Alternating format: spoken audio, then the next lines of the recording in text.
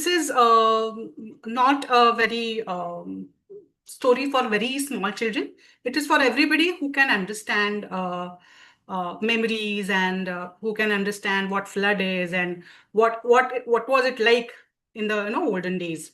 It's a kind of memoir. It's a personal story, and this is a very fresh from the oven story. So I have not improvised in any way. It's a narrative. I am doing it in a narration style, but I would love to have feedback where I can go more creatively. How I can tell the story.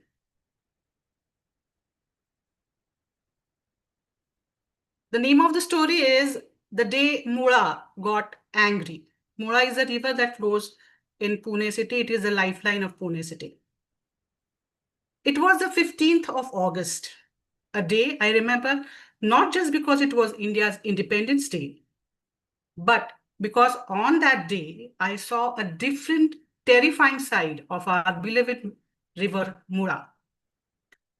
Mula, as you all know, is the lifeline of Pune.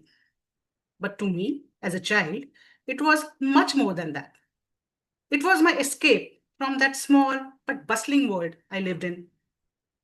I was born and brought up in a Vada, a grand old heritage structure where multiple families live together, like one big extended family. Imagine a Vada, alive with people and sounds, ladies chatting, kids playing, having a tiff sometimes, vegetable vendors announcing today's fresh picks, and the bells dangling from the nearby temple alongside the river Mura. We were nearly 20 children who played, studied, and even went on picnics together. It still stands today near the same Mula River alongside the old temple. Those were the simpler times. No smartphones, no endless hours of Netflix or daily soaps, just pure human connections. And our Vada was our peaceful abode. One of our favorite getaways was the riverbank. We never did much there, just sat by the river, watching the fish glide through the water. It was as if the river carried all our little worries away with its gentle flow. During Ganeshotsav, this mula would dance to the rhythm of dhol and tasha and the jaygosh of Ganpati Bappa, Moria. Those were the days.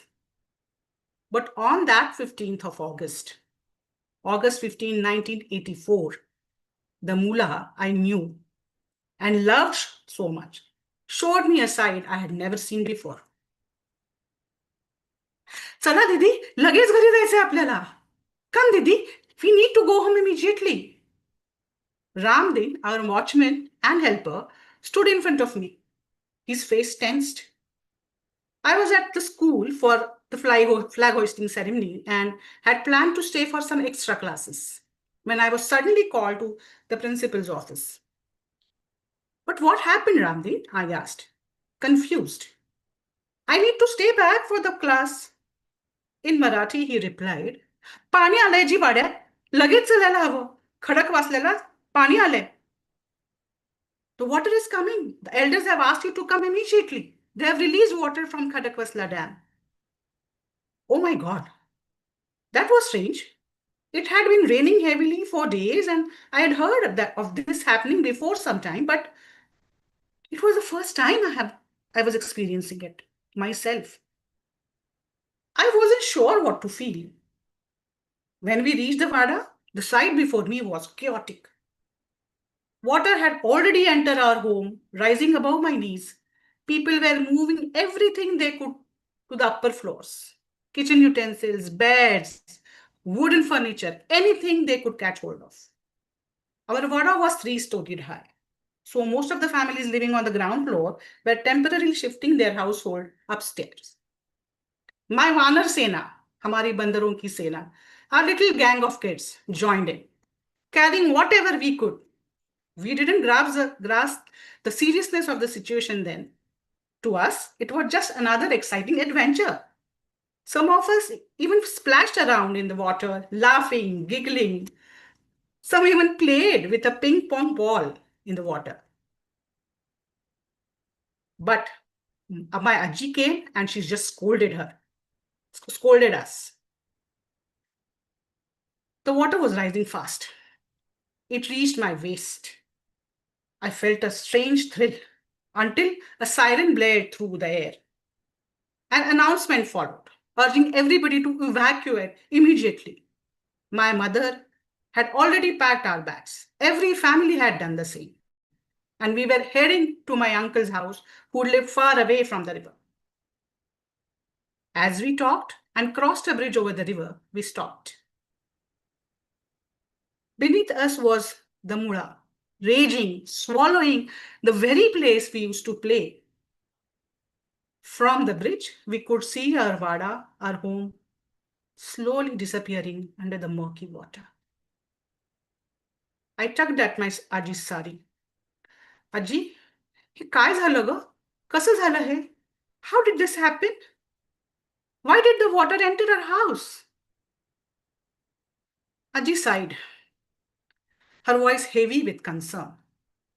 She explained how heavy rains had forced the dam to release excess water, how buildings near the water, Arvada included, fell within the flood line, how cutting down trees and dumping debris in the riverbed has made things worse.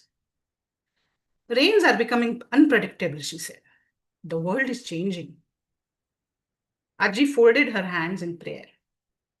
माफ कर ग my. तुझी लेकरांवर राग नको धरू. शांत हो.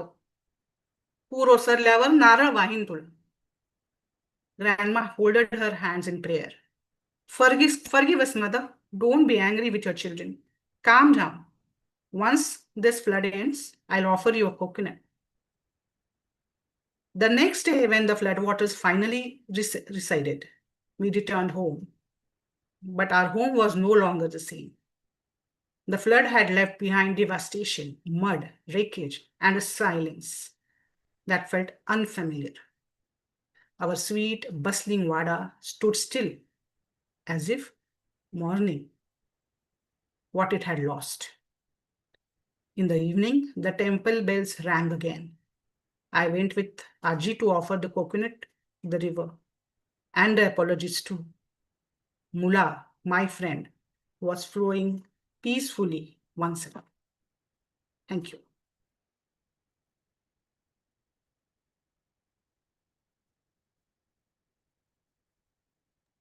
Yes.